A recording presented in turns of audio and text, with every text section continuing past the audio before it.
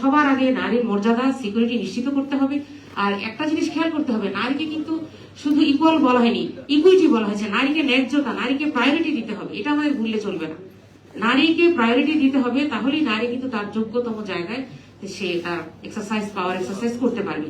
আপনারা দেখবেন যে দুদিন আগে যে কুষ্টিয়া ইউনিভার্সিটির যে হেড অফ দ্য ডিপার্টমেন্ট যে নারীটি, তার নাম হচ্ছে আসমা সাদিয়া রুনা, সেই নারীটি তার ডিপার্টমেন্টে বসে সর্বোচ্চ জায়গায় সে সততা নৈতিকতা প্র্যাকটিস করছিল। সে কোনো অনৈতিক কোনো কাজে সে সিগনেচার দেয়নি, তার ওপরও কিন্তু এটাই। সেখানে কি সিকিউরিটি আমরা দিতে পেরেছি? একজন নারী তার সর্বোচ্চ পাওয়ারে বসে সে ভূমিকা পালন করার চেষ্টা করেছে, কিন্তু আমরা কিন্তু তার সিকিউরিটি দিতে পারিনি। তার অবস্থানে একজন পিয়ন তাকে হত্যা করলো। এটা কি শুধুমাত্র একটা পিয়নের ঘটনা ছিল? তার সাথে কারা জড়িত আছে? সেই রাঘব বোয়ালদেরকে বের করার ক্ষেত্রে আমাদের মিডিয়াকে আমরা কোনো ভূমিকা পালন করছি? রাষ্ট্রীয় প্রশাসন আমরা একটা বিবৃতি দিয়ে শেষ করে দিচ্ছি, কিন্তু এখানে কি আমাদের কোনো আইনগত পদক্ষেপ নেওয়ার কোনো দৃশ্যমান কোনো অবস্থা আমরা দেখতে পেয়েছি? এগুলো আসলে আমাদের শুধু এক পেশে চিন্তা করলে হবে না, টোটাল সমাজটাই আমরা আসলে মোরালিটির দিক থেকে অনেক পিছিয়ে গেছি। আমাদের এই যে বলেন সাইবার যে বুলিং গুলো হচ্ছে, যেভাবে হচ্ছে, এখানে সকল নারীদের যেন অসম্মান। আমি মনে করি এখানে যে লেবাসে থাকি না কেন, আমাদের স্বাধীনতা আছে, প্রত্যেকের অবস্থান, কিন্তু একজন নারীকে অসম্মান মানে গোটা নারী অসম্মান। এটা কি আমরা মনে করি? আমরা যখন যাকে অপোজিট পার্টি মনে করি তাকে ইচ্ছে মতো তাকে ছুটতে থাকি, তাই না? এই মানসিকতা থেকে আমাদের বেরিয়ে আসতে হবে। আজকে নারী শক্তি আত্মপ্রকাশ করছে। আমি মনে করি সকল নারীরা আমরা সোচ্চার হব। আমাদের অধিকার মর্যাদার ক্ষেত্রে আমাদের কোনো অনৈক্য থাকবে না। জাতীয় স্বার্থে, জনস্বার্থে আমাদের এক থাকতে হবে, এটা আমাদের ভুললে চলবে না। এটা আমার কথা। আর ব্যক্তিগতভাবে আমি যেটা বলবো, আমাদের প্রিয় সঞ্চালিকা জানতে চেয়েছেন নুসরাত, আসলে পার্সোনালি এটা মিস রিপ্রেজেন্টেশন, মিস ইন্টারপ্রিটেশন হচ্ছে। আমরা যারা বাংলাদেশ জামাত ইসলামী এখানে যতটা স্বাধীনভাবে কাজ করছি, আমি মনে করি না আর কোনো সংগঠন এভাবে স্বাধীনভাবে কাজ করছে।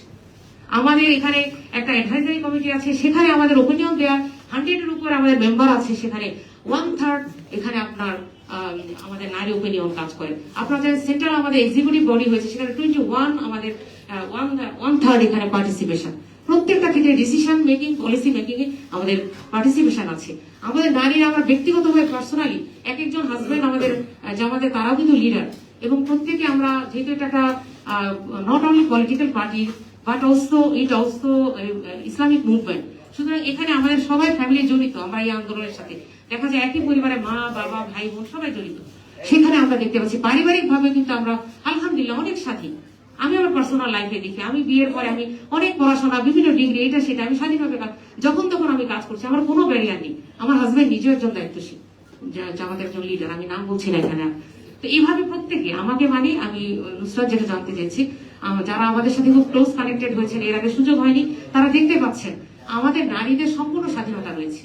সুতরাং এটা কিন্তু আসলে একটা মিস রিপ্রেজেন্টেশন বা মিস ইন্টারপ্রিটেশন হয়েছে আমাদের সমাজে, মিসকনসেপশন আছে যে ইসলাম মনে হয় নারীকে কোনো ওপিনিয়ন দেয় না, তাদেরকে হিজাব পরিয়ে বসে রাখে। এটা তো আমাদের স্বীকার করতে হবে। হিজাবটা কেন? আমরা যেন সমান রোল প্লে করতে পারি বাইরে এসে।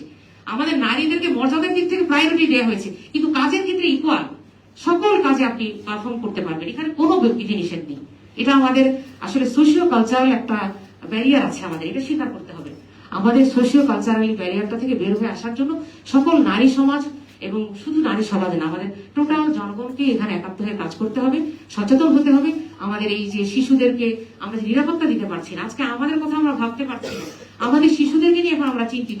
তারা স্কুলে কতটা নিরাপদ, তারা আমাদের প্রতিষ্ঠানে, ঘরে, বাইরে, কোথাও তারা নিরাপদ নেই।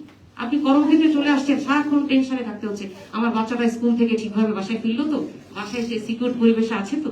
এইভাবে দারোয়ান থেকে নিরাপদ না, বাসার আপনি যে লোক রেখে যাচ্ছেন তার কাছে নিরাপদ না, প্রতিষ্ঠানের শিক্ষকের কাছে নিরাপদ না, তাহলে আমরা কোথায় নিরাপত্তা দিতে পারছি? তো আমি এখানে বলবো আমাদের সবার ভূমিকা আছে। একটা সমাজে চলতে গেলে আসলে নারী পুরুষ আলাদা বিভাজন করা যাবে না। আমরা অল সিটিজেন আর ইকুয়াল বিফোর ল, আমরা জানি কনস্টিটিউশনাল রাইট। প্রত্যেক নারী এবং পুরুষ মিলে আমাদের সমাজ, আমরা নারী পুরুষ বিভাজন করবো না, আমরা সবাই অ্যাজ এ সিটিজেন, এবং আমরা সবাইকে রোল প্লে করতে হবে।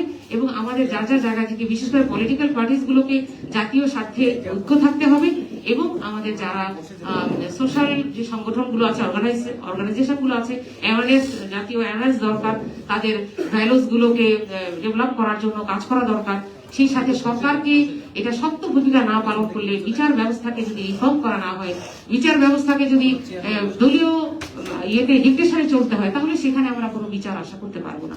এই জন্য আমি মনে করি এই 24 পরবর্তী বাংলাদেশ আমরা নতুন একটি সরকার যেভাবে হোক প্রতিষ্ঠিত হয়েছে, আগামী সংসদ চলবে, অপোজিশন পার্টিজ হিসেবে আমাদের সবাই আমরা ইফেক্টিভ এবং কনস্ট্রাকটিভ রোল প্লে করবো ইনশাআল্লাহ।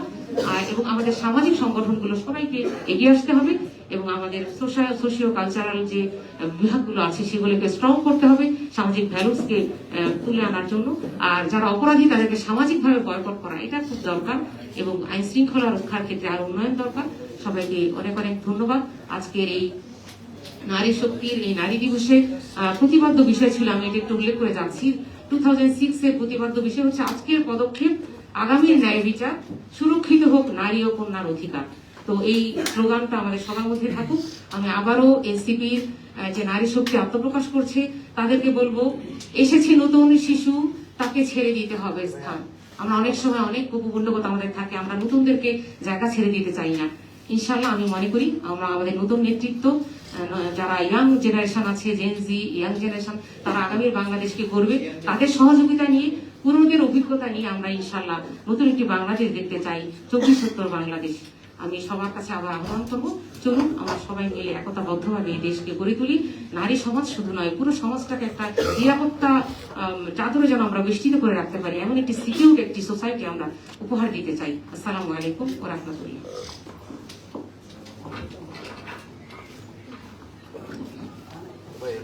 ধন্যবাদ সাবিকুন নাহার আপাকে।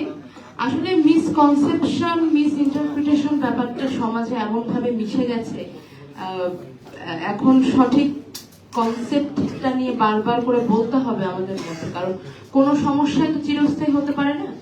আমরা যখন বলি সকল মতাদর্শের নারীদের সাথে বৈষম্য হচ্ছে, পাশাপাশি আরেকটা শব্দ উচ্চারিত হয় একই সাথে, সকল শ্রেণী পেশার।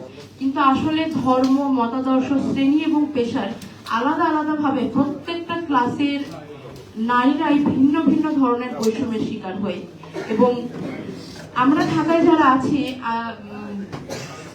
ধন্যবাদ জানাই মহান সৃষ্টিকর্তাকে, ধন্যবাদ জানাতে চাই আমার বাবা মাকে, আমি পড়াশোনা করার সুযোগ পেয়েছি। আমরা এই ঘরে যে সমস্ত নারীরা উপস্থিত আছে সকলে পড়াশোনা করার সুযোগ পেয়েছে।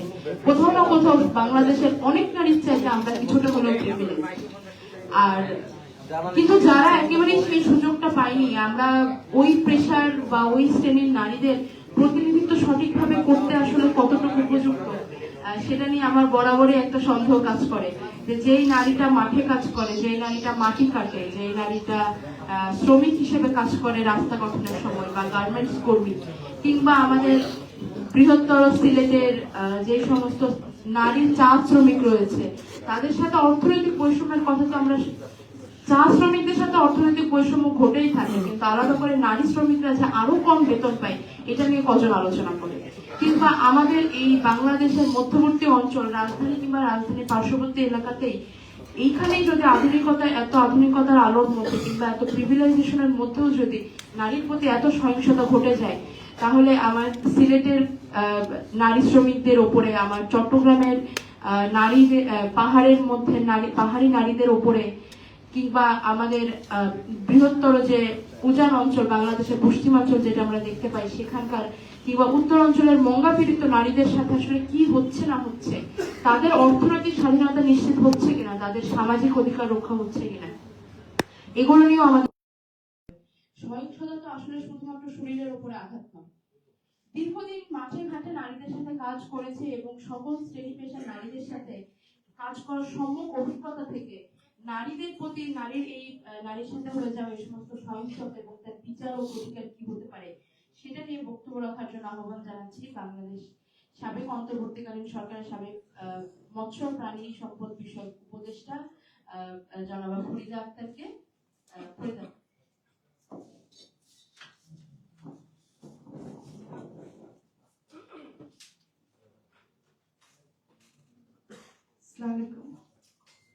আমি আসলে সাবেক উপদেষ্টা হিসেবে না বলে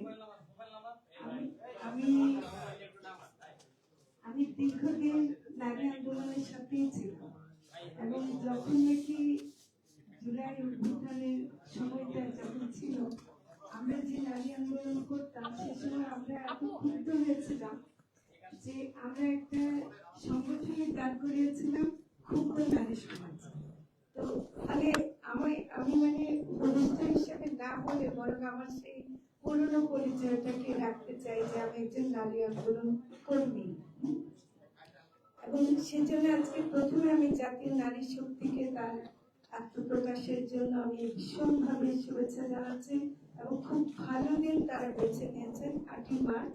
এটাই একটা খুব উপযুক্ত দিন, কারণ জুলাই অভ্যুত্থানে নারীদের যে অংশগ্রহণ আমরা দেখেছিলাম এবং সেই অভ্যুত্থানে তারা যেভাবে সামনে ছিলেন, আমরা যে কোনো কারণেই হোক তারপরে তাদেরকে একটু হারিয়ে যেতে দেখেছি, যেটা আমাদের জন্য খুবই কষ্টকর ছিল।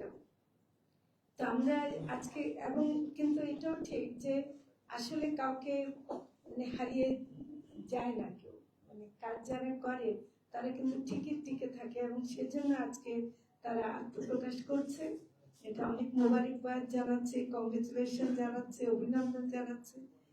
আমি একটু বলতে চাই, যেহেতু আমি জেনজির অংশ না, আমি পুরনো মানুষ, তো সেজন্য একটু বলতে চাই যে আন্তর্জাতিক নারী দিবসে আপনারা খেয়াল করবেন, সাংবাদিক ভাইরা বিশেষ করে আপনারা জানেন যে এই দিন দেখবেন যে যে কোনো অনুষ্ঠানে যান সবাই আমরা বেগুনি কাপড় পরি, বেগুনি শাড়ি পরি, যে কোনো রঙের বেগুনি পরি। এই বেগুনি রংটার একটা পলিটিক্যাল অর্থ আছে, এটা রাজনৈতিক অর্থ আছে, যেটা আফ্রিকাতে প্রথম চালু হয়েছিল। সেটা হলো যখন বেদনা, আপনার যখন জখম বা বেদনা খুব গভীর হয়, সেটা কিন্তু রক্তের মতো লাল হয় না, বলে না যে একেবারে ব্যথায় বেগুনি হয়ে গেছে। তো নারীদের যে ব্যথা, যে বৈষম্য নারীদের প্রতি যে নির্যাতন যুগে যুগে চলেছে, এতে নারীরা এই বেগুনিকে সেলিব্রেট করে, কারণ আমরা এটাকে উত্তরণ করতে চাই, আমরা এই জন্য এটাকে সেলিব্রেশনে নিয়ে আসছি, আমরা এটাকে নিয়ে হামুতাস করতে চাই না। তো সেজন্য এইটা আমরা যেমনই হোক একটা মানে এই রংটা আমরা পরি। এটা একটু বলতে চাই। এটা হলো আজকের কনটেক্সটে একটু চিন্তা করবেন, আমরা কিন্তু কোনো সংগঠনে আত্মপ্রকাশ করলেও আমরা কিন্তু ভূ রাজনীতির বাইরে না। বর্তমানে ইরানে যে যুদ্ধটা চলছে এবং দেখবেন যে শুরু হতে না হতেই প্রথম আক্রমণে তারা একটা বালিকাদের, মেয়েদের, ছোট বাচ্চা মেয়েদের একটা স্কুলে, প্রাইমারি স্কুলে আঘাত করেছে। 168 জন শিক্ষার্থী মারা গেছে, মেয়েরা মারা গেছে। তাদের লাশের যদি ছবি দেখেন তাহলে এই মানে গাজায় কি হচ্ছে, এই মেয়েরা নারীরা সমানে মারা যাচ্ছে, আপনি দেখবেন যে তারা খেতে পারছে না। আমরা কিন্তু, আমি নারী শক্তির প্রতি অনুরোধ করব যে আপনারা এইসব বিষয়েও সবসময় সোচ্চার থাকবেন এবং আপনাদের একটা বক্তব্য যেন সবসময় চাই। আমি